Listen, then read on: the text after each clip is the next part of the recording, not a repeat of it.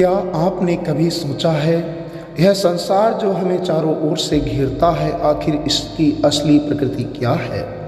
भगवान श्री कृष्ण अध्याय 15 में इस संसार को एक उल्टे वृक्ष के रूप में प्रकट करते हैं, जिसकी जड़ें ऊपर हैं और शाखाएं नीचे।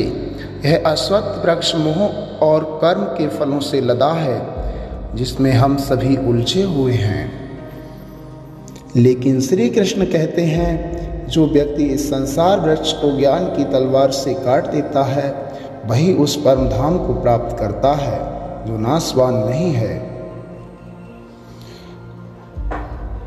अध्याय 15 हमें याद दिलाता है कि मैं कौन हूँ। यह शरीर नहीं, मैं वह आत्मा हूँ जो इस संसार के बंधनों से परे है।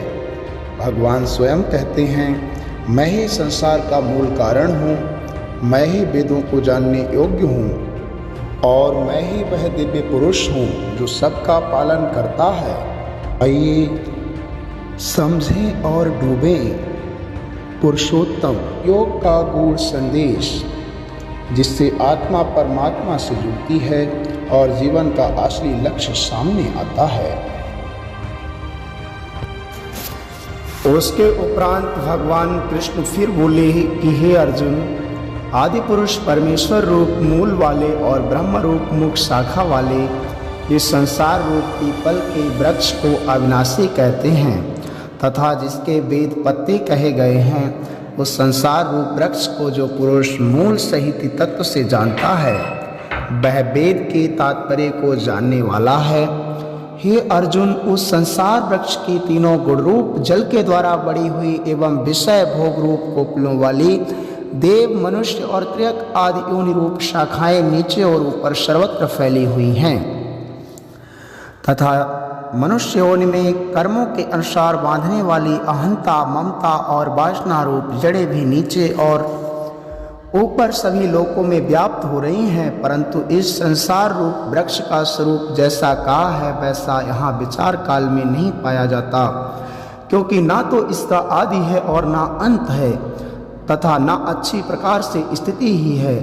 इसलिए इस अहंता, ममता और वासना रूप अति दृढ़ मूल वाले संसार रूप पीपल के वृक्ष को दृढ़ वैराग्य रूप शास्त्र द्वारा काट कर उसके उपरांत उस परम पद रूप परमेश्वर को अच्छी प्रकार खोजना चाहिए कि जिसमें गए हुए पुरुष फिर पीछे संसार में नहीं आते और जिस परमेश्वर से यह पुरातन संसार वृक्ष की प्रवृत्ति विस्तार को प्राप्त हुई है, उस ही आदि पुरुष नारायण के मैं शरण हूँ। इस प्रकार दृढ़ निश्चय करके नष्ट हो गया है मान और मोह जिनका तथा जीत लिया है आसक्ति रूप दोष जिनने और परमात्मा के स्वरूप में है निरंतर स्थिति जिनकी तथा अच्छी प्रकार से नष्ट हो गई है कामना जिनकी, ऐसे वे सुख दुख नामक द्वंद्वों से विमुक्त हुए ज्ञानी जन उस अविनाशी परम पद को प्राप्त होते हैं। और स्वयं प्रकाश में परम पद को न सूर्य प्रकाशित कर सकता है, न चंद्रमा और न अग्नि ही प्रकाशित कर सकती है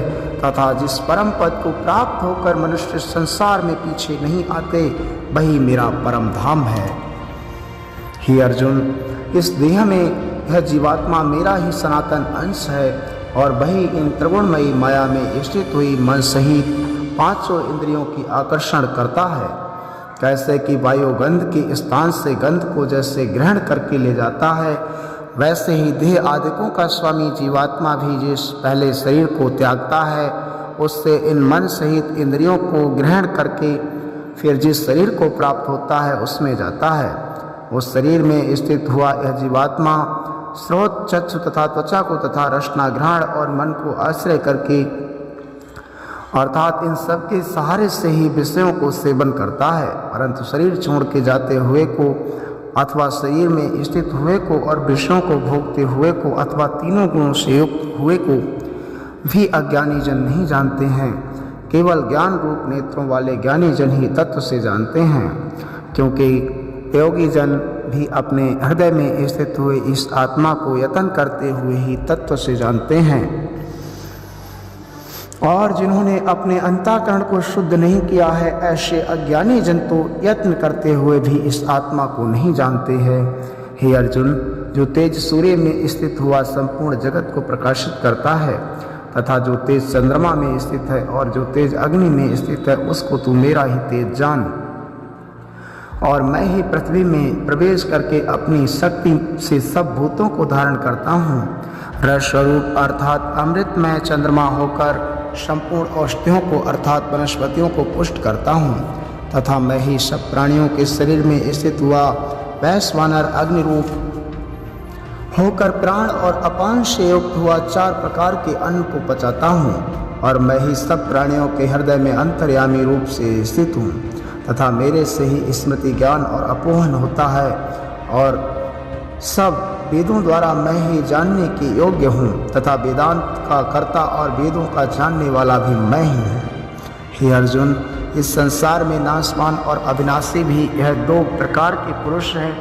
उनमें संपूर्ण भूत प्राणियों के शरीर तो नाशवान और जीवात्मा अविनाशी कहा जाता है, तथा उन दोनों से उत्तम पुरुष तो अन्य ही है कि जो तीनों लोकों में प्रवेश करके सबका धारण पोषण करता है।